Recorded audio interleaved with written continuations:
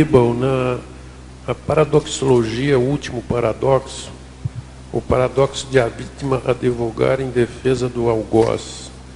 Você podia dar uma aprofundada, por favor?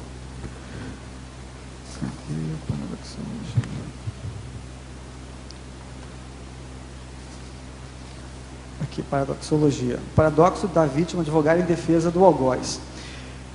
Essa ideia eu acessei aqui numa tertúlia, numa fala do professor Valdo, em que ele exaltava a condição de nós chegarmos a um estágio evolutivo de que, uma vez sofrendo alguma injúria por alguém, sermos capazes de, além de perdoar essa pessoa, fazer a sua defesa,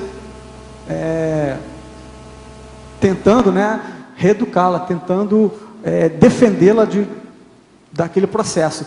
E eu entendi isso como uma forma de compreender que, se eu for agredido por aquela pessoa, compreender que ela está num nível evolutivo inferior, ainda precisando de maiores esclarecimentos, de maior amadurecimento evolutivo, e ser capaz de, além de perdoá-la, auxiliá-la, nesse processo de evolução, de superação daquele traço ainda belicista, ainda imaturo, que a levou a cometer alguma ação contrária à vítima, Obrigado. Aníbal, aqui é a Rosa. Eu queria falar um pouco sobre a questão da reeducação. A questão é qual o Lopencini, se você tem assim acesso da cúpula, digamos, da segurança pública nessas instâncias de Exército, Polícia Militar, Polícia Civil, e se o Lopencini, eles se interagem realmente, se o Lopencini, em relação à reeducação. Porque a gente vê muito assim, a gente em pedagogia, a gente fala muito em educação, reeducação curativa e profilática. A gente vê muito na polícia atuando na curativa, E você vê algum movimento de profilaxia trabalhando assim nesses principais movimentos da polícia, em se unirem? Porque eu vejo assim, eles se unem enquanto há uma catástrofe, algum problema, mas não vejo assim cada um trabalhando de maneira dissociada. Eu vejo de fora dessa. Você vê assim também? Como é que é isso? Isso historicamente as polícias elas foram organizadas departamentalizadas, Polícia Militar, Polícia Civil, as Forças Armadas, que tem um outro papel, mas hoje há uma intenção de torná-las mais coordenadas, integradas, Existe até um projeto de lei que fala do plano de segurança, do Sistema de Segurança Único, o SUSP, que visa a padronizar e a integrar banco de dados, ações, para que tenha um ordenamento, uma melhor articulação da atuação desses diversos órgãos de segurança. A questão da reeducação, mais uma vez eu me remeto à questão da sociedade. Podemos imaginar que muitas dessas pessoas, que estávamos falando de videogames, se habituam ao uso de armas, podem vir a buscar a polícia. Aí espera-se, e já vem com ímpeto belicista mais acirrado, aí espera-se que a academia de polícia venha a minorar essa condição que a pessoa já traz de uma formação de família, de casa. É a mesma coisa que se esperar que as escolas públicas sejam também as responsáveis pela reeducação ou até educação das crianças que chegam totalmente também revoltadas, agressivas, não tem limites de atuação. Então, essa questão da reeducação, ela extrapola a questão da formação policial, porque ela vem da formação social, que antecede um pouco. O que eu vejo dentro do que eu pude compreender, há sim uma preocupação na cúpula dessas instituições de promover uma transformação desse modus operandi, dessa forma de se trabalhar, que eu vinha falando, da polícia militarizada para a polícia cidadã, que é aquela que tem outra perspectiva de atuação, que busca integrar-se mais pacificamente às pessoas às quais ele fica responsável dentro de uma determinada região, de uma área de atuação.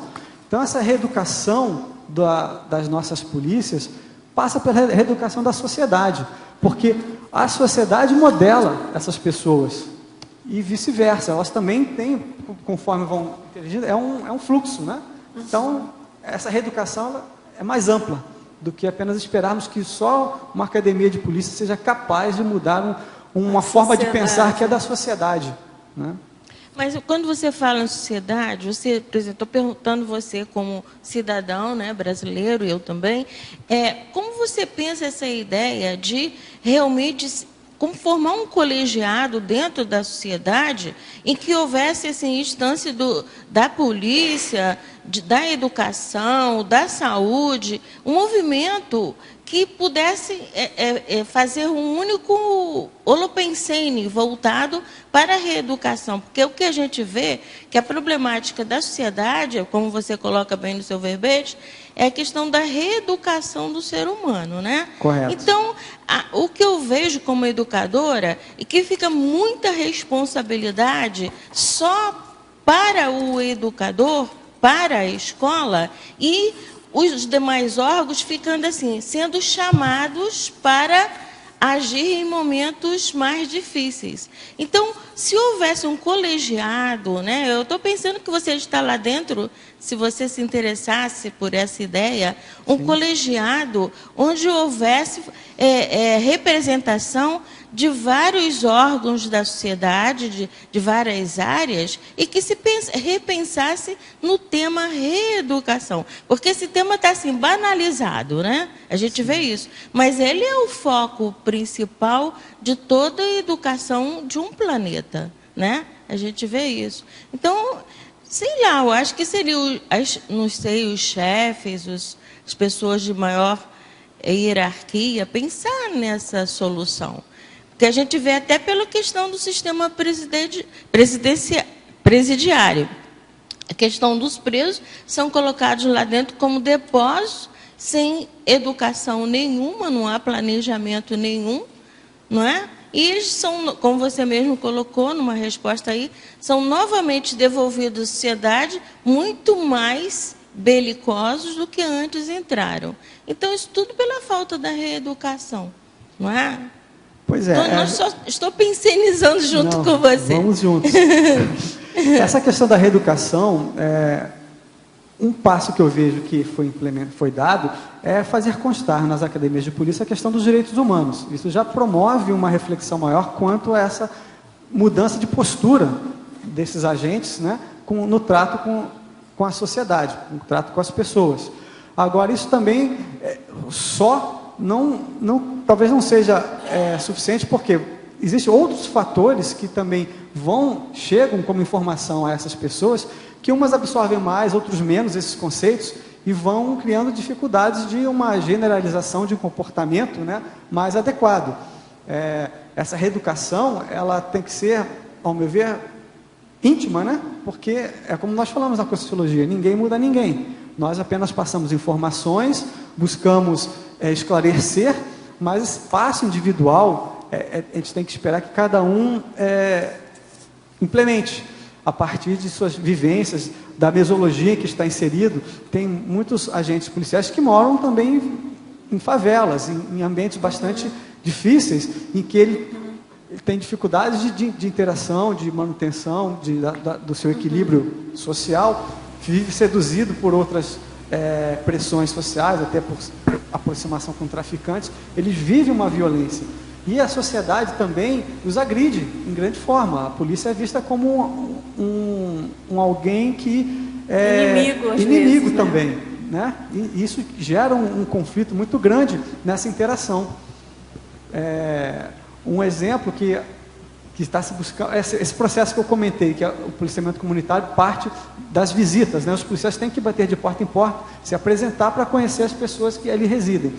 Muitas pessoas acham que estão sendo fichadas, que estão sendo controladas. Na verdade, não. É uma tentativa de o policial se apresentar e conhecer, interagir. Então, há restrições da sociedade a essa aproximação. Pela desconfiança, porque ainda ocorrem excessos. É verdade. As polícias também estão nesse processo de transformação, que, vez ou outra, cometem deslizes. Mas também eu vejo que há na corporação pessoas que estão buscando e investindo nessa transformação, nessa reeducação do grupo, da tropa, né? Certo. Aníbal, quer falar?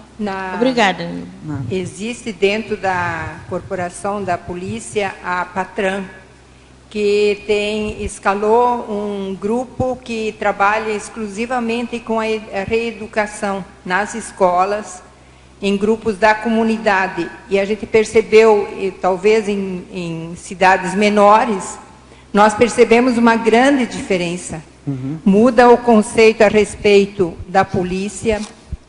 As próprias crianças começam também já a receber instruções de como eles podem ajudar ajudar a manter a ordem como cidadãos. Então, eu acho, Rosa, existe já uma preocupação nesse sentido. Correto. Inclusive, tem um outro exemplo, que é o Programa Educacional de Resistência às Drogas e à Violência, o PROERD, que é um trabalho voluntário que a Polícia Militar faz, que os servidores da Polícia Militar vão às escolas fazer palestras, oferecer cursos para esclarecer as crianças dos riscos que elas correm ao consumirem drogas, ao se inserirem no narcotráfico. Então também já tem esse movimento de reeducação. Aníbal, tem os criminosos que são mais exacerbados, os psicopatas, que o pessoal entende que não tem recuperação. Qual seria a melhor assistência? Como ser max paterno com essas consciências? Bom, essas pessoas com essa dificuldade maior de recuperação, nós temos que entender que elas estão num estágio evolutivo próprio. Temos que buscar formas de conviver com elas, nos preservando, mantendo a nossa integridade, de modo que possamos contribuir para a melhoria delas, esperando o tempo delas, né? Nós não podemos, seria querer recuperar de um dia para o outro pessoas com essas patologias agudas, o que nós chamamos na Conscienciologia de um estupro evolutivo, não caberia. Temos que ter, aí de novo, o fraternismo, né? A compreensão de que ela está numa condição de menor lucidez e que temos que acompanhá-la, buscar criar condições para que ela não se comprometa mais, não crie outras interprisões glucocármicas, não se prejudique mais por conta da própria maturidade, buscar ambiências no intrafísico que lhe seja favorável a essa evolução, a que elas possam, nessa existência, de alguma forma, superar, amenizar, conter esses ímpetos mais aguerridos, né, mais violentos, mais, vamos dizer assim, animalescos ainda, né, para que ela possa vir numa melhor condição numa próxima existência. Uma outra questão, não sei se você já falou, qual a tua opinião sobre a questão da maioridade penal aí, que o pessoal está discutindo muito?